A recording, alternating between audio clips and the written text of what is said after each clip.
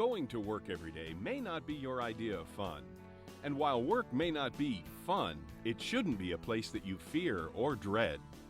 The workplace should be free of health and safety hazards to the greatest extent possible, and protection should be provided when hazards do exist. You should also be provided a work environment that is positive and free from harassment. Unfortunately, many people are subjected to work environment situations that are not positive or free from harassment. Harassment based on race, color, sex, religion, or national origin is prohibited in the workplace according to Title VII of the Civil Rights Act of 1964. The Equal Employment Opportunity Commission, EEOC, was created with the passage of this act to oversee and enforce the provisions of the act. While the EEOC addresses the various forms of harassment equally with the same oversight and enforcement, this training program will only cover the area of sexual harassment. According to the EEOC, a large number of sexual harassment cases are reported yearly. Sexual harassment in the workplace is harmful to the company for which you work, its employees, and you. This training video will discuss sexual harassment and provide you with the necessary knowledge to define sexual harassment, identify potential victims and harassers, identify conduct and behavior that is not appropriate in the workplace, help prevent such harassment, report incidents of possible sexual harassment, and increase the chances of having a positive work environment. According to the EEOC, sexual harassment is defined as any unwelcome sexual advances, requests for sexual favors, and verbal or physical conduct of a sexual nature when submission to this conduct is made either explicitly or implicitly a term or condition of an individual's employment. Submission to or rejection of such conduct by an individual is used as the basis for employment decisions affecting such individual, and such conduct creates an intimidating, hostile, or offensive work environment.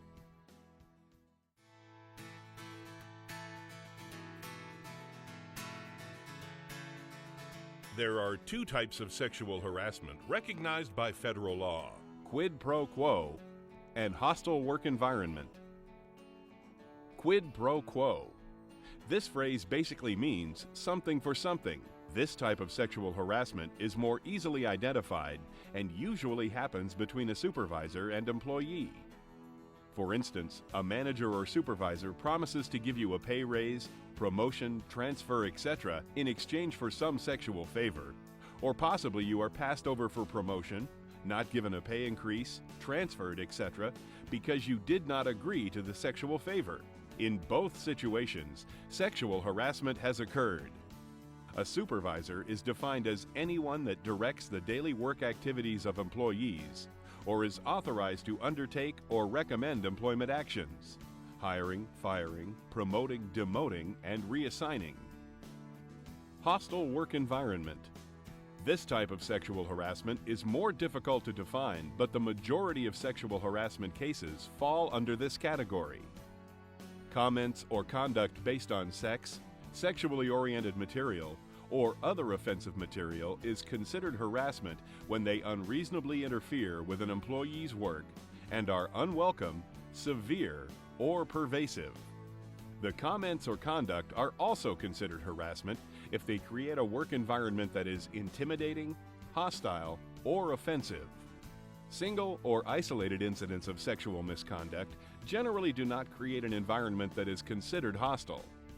A hostile environment claim usually requires proof of a pattern of offensive conduct. The more severe the harassment, though, the less need to show a repetitive pattern. To be considered unwelcome, severe, or pervasive enough to constitute sexual harassment, the activity must also be serious enough that a reasonable person would find it offensive.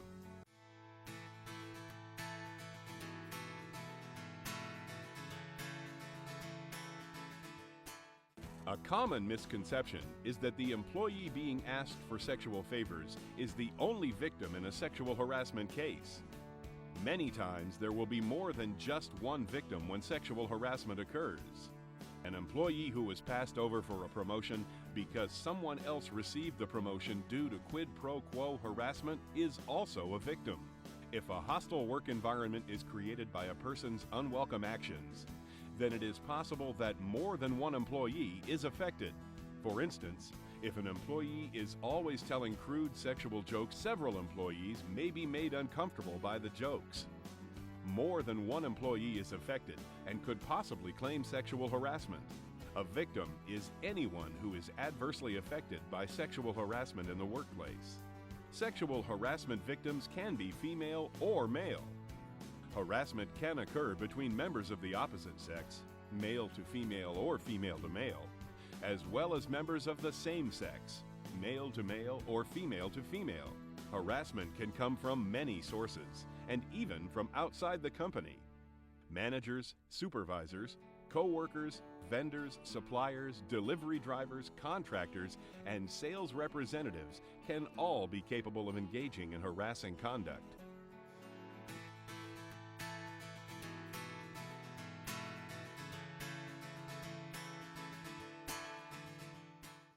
Our society is sexually oriented in many ways.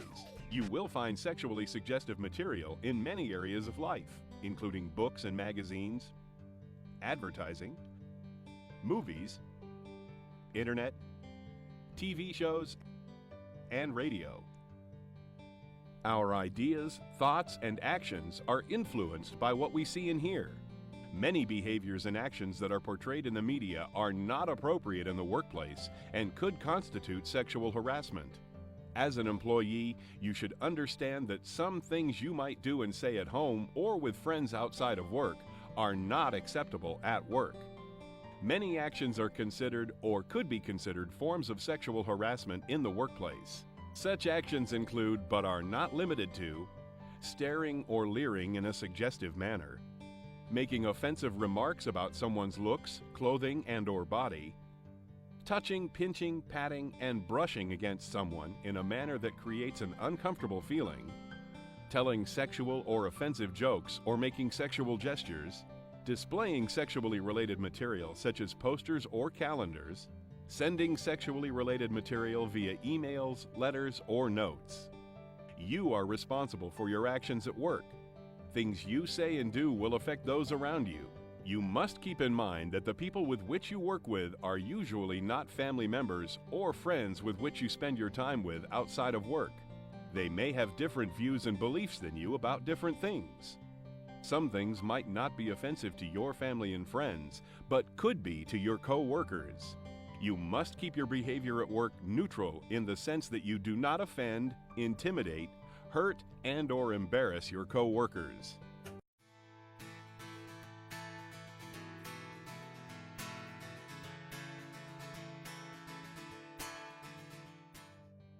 Along with keeping your conduct appropriate at work, you should also watch for inappropriate conduct by others in your workplace. The best prevention is to be proactive. Inform others when you feel they are out of line. Many times the person engaging in the inappropriate behavior does not realize they are offending others. When asked to stop, most will oblige and be surprised that they had offended you or others. If the person does not stop, then you should immediately report the behavior to the person your company has designated. Your company should have at least 2 different people to whom you can report harassment. Usually, your manager or immediate supervisor is one, and a human resources officer is another. These people will be outlined in your company's sexual harassment policy. Your company should have a sexual harassment policy that strictly prohibits sexual harassment. You should have been given training on the policy when initially hired. Additional training should be given according to your company's training guidelines. The company policy should outline many important areas that you, as an employee, need to understand, know, and follow. Some things that your company policy should cover include the company's definition of sexual harassment, company standards for dress code, workplace behavior, and allowable personal belongings, pictures, calendars, magazines, etc., names of appropriate personnel and departments to which employees can report possible sexual harassment, statements assuring confidentiality of complaints, statements assuring no retaliation will be allowed, grievance procedures, possible remedies, and corrective disciplinary procedures.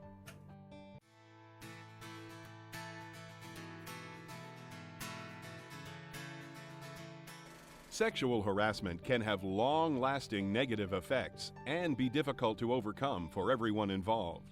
Sexual harassment can do great harm to an individual, their family, co-workers, and the company. There is a great amount of guilt and shame that victims wrongly feel. Stress, anger, frustration, helplessness, depression, and hopelessness are other emotions that victims might experience. The family of the victim can also have many of the same feelings and problems that the victim experiences, either as a direct result of the harassment or due to the family member having to deal with the harassment. Many other negative experiences are possible, such as financial difficulties, physical ailments, and relationship problems. Sexual harassment can also be harmful to the company. Harassment can have the same emotional and physical effect on the victim's co-workers as it does on the victim. In addition, employee morale generally declines, productivity can suffer, the reputation of the company can be compromised, and financial burdens can be incurred due to lawsuits and settlements.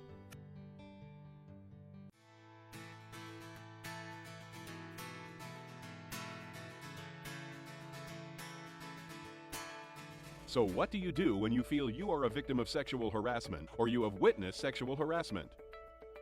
As stated earlier, you should first inform the person that you are offended by their actions and would like for them to stop.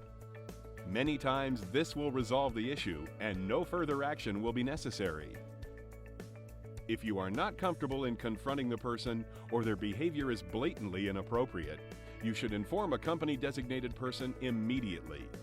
If you and the company representative believe the actions were not intended to be harassing in nature, the company representative will discuss the issue with the person and insist the behavior stop.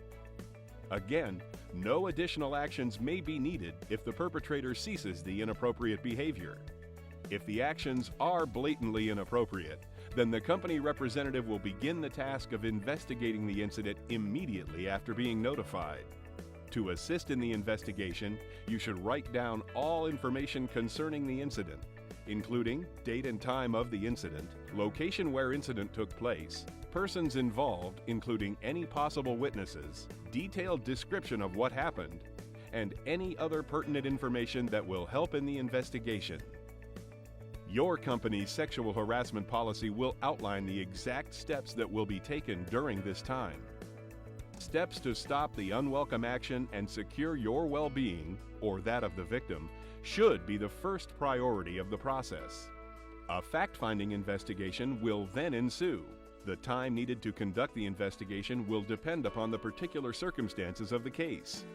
You can rest assured that any measures taken during the investigation should not affect you in a negative manner.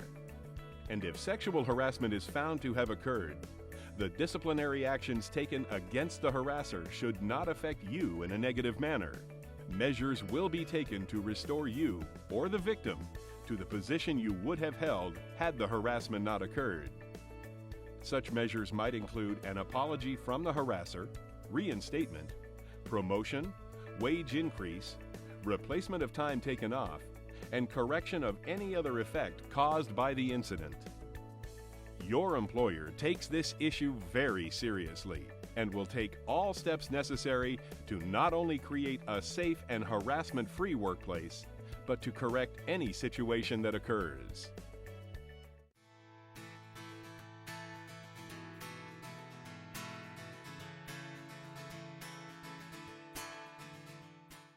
This video program has provided you with some important information about sexual harassment. As an employee, you can make a difference in your workplace. Always be aware that your actions, language, and personal belongings affect your coworkers. Be cautious and do not do anything that might offend or be construed as harassment. Sexual harassment can be very detrimental to everyone involved. If you witness harassment or feel harassed, ask the person to stop the offending behavior. If this does not correct the situation, report it immediately to the appropriate personnel. Your company wants you to be safe at work, and will take the measures needed to ensure your safety and to eliminate the harassment. Everyone benefits in a workplace free from sexual harassment.